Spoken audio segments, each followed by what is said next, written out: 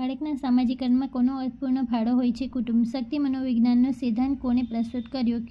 Christian હુફે. સાધન અભિસંધાનના પ્રયોગો કોણે કર્યા છે? સ્કિનર. આંતરસૂઝ દ્વારા શિક્ષણના પ્રયોગો કોણે કર્યા? કોહલર. મનોવિજ્ઞાનનું ક્ષેત્ર સિદ્ધાંત કોણે આપ્યું? કર્ટ લેવિને. અભિપ્રેરણાના સિદ્ધાંતો કોણે આપ્યા? મરે. બાળક વાનરો પર કોણે પ્રાયોગિક અભ્યાસો કર્યા? હાર્લો. માનસિક સ્વાસ્થ્યના લક્ષણો કોણે જણાવ્યા છે? મેરી ઝહોડા.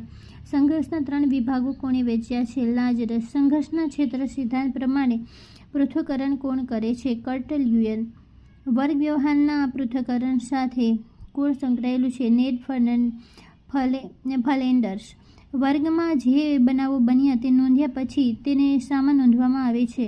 મેટ્રિક્સમાં. માપન સંખ્યાત્મક છે જ્યારે મૂલ્યાંકન ગુણાત્મક છે. ટૂંક જવાબી પ્રશ્નને શું લાભ થાય છે? વધારે વિષયવસ્તુ આવરી શકાય. ગુણાંકન સંપૂર્ણ હનાત્મલક્ષી મધ્યવર્તી સ્થિતિનું સૌથી આધારભૂત અને ચોક્કસ માપ કયું છે? મધ્ય. 25, 19, 31, 18, 19, 21, 32, 19, 14 અને 19. પ્રાપ્તાંકોનો બહુલક શું થાય? 19.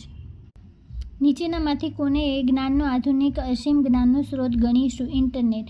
કોઈએ શિક્ષકના શિક્ષણ કાર્યનો દ્રશ્ય શ્રાવ્ય લાભ સમગ્ર દેશના વિદ્યાર્થીઓને એકી સાથે મેળવી શકે એ કયા સાધનની શક્ય છે? ટેલિવિઝન. ક્રિયાત્મક સંશોધનના પ્રણેતા કોણ છે? સ્ટીફન કોરે.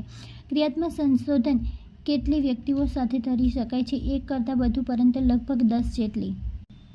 ગુજરાત સરકાર દ્વારા સરદાર સરોવર પાસે મૂકવામાં આવનાર સરદાર પટેલનું 182 મીટર ઊંચી પ્રતિમા કયા નામે ઓળખાય છે? Statue of unity.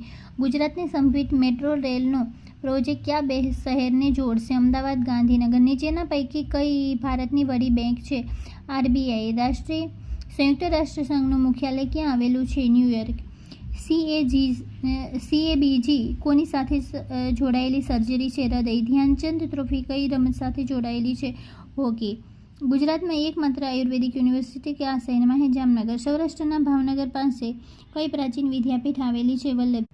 વરસાદ રોકાયા બાદ ઇન્દ્રધનુષ સૂર્યની વિરુદ્ધ દિશાએ જોવા મળે છે. કયું પ્રાણી કચ્છના નાના રણમાં જોવા મળે છે? ઘુડખર. ઓજસ વેબસાઇટ પૂરું નામ છે? Online job application system. વૃક્ષની આયુષ્ય કેવી રીતે જાણી શકાય? તેની 63 છેદમાં રહેલા ચક્રો ગણીને. અક્ષય પાત્ર ફાઉન્ડેશન નીચે પૈકીના કયા પ્રોગ્રામ સાથે સંકળાયેલું છે? મધ્યાહન ભોજન. ગુજરાત સરકાર દ્વારા અપાયેલી ATVT કાર્યક્રમનું આખું નામ શું છે? આપણો તાલુકો વાઇબ્રન્ટ તાલુકો. BRTSનું પૂરું નામ આપેલા પૈકી એક પણ નહીં.